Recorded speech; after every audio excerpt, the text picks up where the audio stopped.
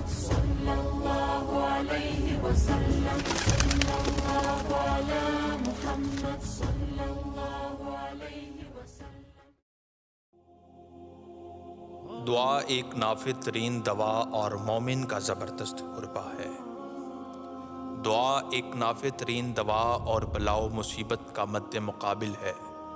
دعا بلا و مصیبت کی مدافعت کرتی ہے اور اس کی دوا اور علاج کا کام کرتی ہے۔ ہر بلا و مصیبت کو آنے سے روکتی ہے اور اسے انسان سے دور کر دیتی ہے، اور اگر بلا و مصیبت اتر چکی ہے تو اسے پست اور ہلکا کر دیتی ہے۔ اور دعا مومن کا ایک زبردست حربہ اور ہتھیار ہے، جیسا کہ حضرت علی کرم اللہ وجہہ الکریم بیان کرتے ہیں کہ رسول اللہ صلی اللہ علیہ وسلم نے فرمایا، دعا مومن کا ہتھیار اور دین کا ستون اور آسمانوں اور زمین کا نور ہے۔ مصیبت و بلا کے مقابلہ میں مومن کی دعا کے 3 درجے ہیں۔ یہ کہ دعا مصیبت کے مقابلہ میں قوی تر ہو، ایسی دعا مصیبت کو قطعاً ہٹا دیتی ہے۔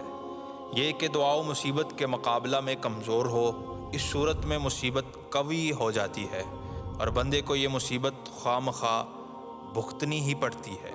لیکن پھر بھی یہ ضروری ہے کہ دعا اگرچہ کمزور ہی کیوں نہ ہو، مصیبت کو کچھ نہ کچھ ہلکا ضرور کر دیتی۔ یہ کہ دعا اور مصیبت برابر درجے کی، یہ دونوں آپس میں مقابلہ کرتی ہیں، جیسا کہ سیدہ عائشہ صدیقہ رضی اللہ تعالیٰ عنہ بیان کرتی ہیں کہ رسول اللہ صلی اللہ علیہ وسلم نے فرمایا، تقدیر سے بچنا ممکن نہیں، اور دعا جو مصیبت آ چکی اور جو ابھی تک نہیں آئی اس سے بھی نفع دیتی ہے، اور مصیبت جب اترتی ہے تو دعا اس کا مقابلہ کرتی ہے۔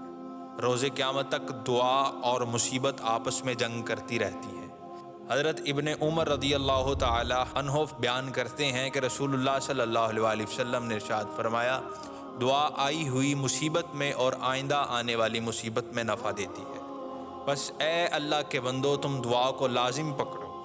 حضرت ثوبان رضی اللہ تعالیٰ عنہ بیان کرتے ہیں کہ رسول اللہ صلی اللہ علیہ وسلم نے فرمایا، قدر و قضا کو کوئی چیز رد نہیں کر سکتی سوائے دعا کے، اور کوئی چیز عمر کو بڑھا نہیں سکتی سوائے نیکی کے، اور آدمی گناہوں کی وجہ سے رزق روزی سے محروم ہو جاتا ہے۔